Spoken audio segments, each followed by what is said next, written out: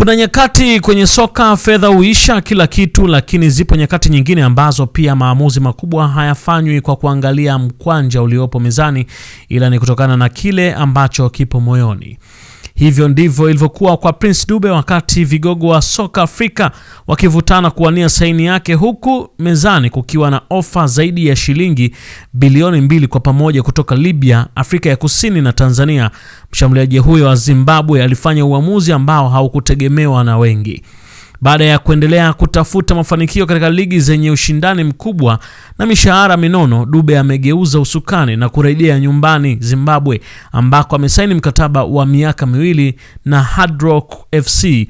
Kwa wengi ulikuwa uamuzi wa kushangaza, kwa wanaomfahamu kwa karibu ulikuwa uamuzi ambao alikuwa ameubeba moyoni muda mrefu. Mwanaspoti imebaini kuwa nyuma ya uamuzi huo kulikuwa na sababu zilizokuwa nzito kuliko fedha. Wakati Al Ittihad ya Libya ikimwekea mezani ofa ya zaidi ya shilingi bilioni 1 na Kaizer Chiefs ya Afrika ya Kusini ikifuata kwa ofa iliyokadiriwa kufikia shilingi milioni 950, huku Yanga nayo ikifanya juhudi za mwisho kumbakisha kwa mkataba mpya wenye maslahi makubwa, Dube alikuwa na mawazo tofauti. Vyanzo vya karibu vya mshambuliaji huyo vimeiambia Mwanaspoti kuwa baada ya miaka 6 ya kucheza nje ya Zimbabwe, alipoondoka mwaka 2020 na kutua Tanzania katika kikosi cha Azam kisha Yanga, mshambuliaji huyo alihitaji kurejea nyumbani ili kuwa karibu na familia yake na kuanza maisha mapya akiwa karibu na watu wake. Nikimnukuu anasema, fedha ni nzuri sana, lakini wakati mwingine kuna mambo ambayo hayawezi kununuliwa kwa pesa.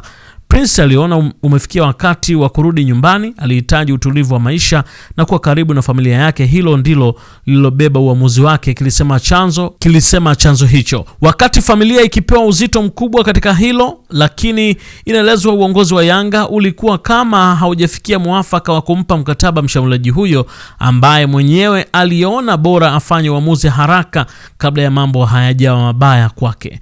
Baada ya kutambulishwa rasmi na Hard Rock FC, Dube hakuwasahau viongozi na mashabiki wa Yanga waliompa sapoti kubwa katika kipindi chake cha misimu miwili. Aliandika, ninawashukuru viongozi na mashabiki wote wa Yanga kwa upendo, sapoti na namna walionifanyia nijisikie niko nyumbani tangu siku ya kwanza, amesema mshambuliaji huyo, na kuongeza, nimefurahi kuvaa jezi ya klabu hii kubwa na nitabaki na kumbukumbu nzuri maisha yangu yote, na wataka waendelee kuiunga mkono timu yao na nawatakia mafanikio makubwa siku zijazo. Amemaliza kuandika hivyo Prince Dube. Itafunguka kweli?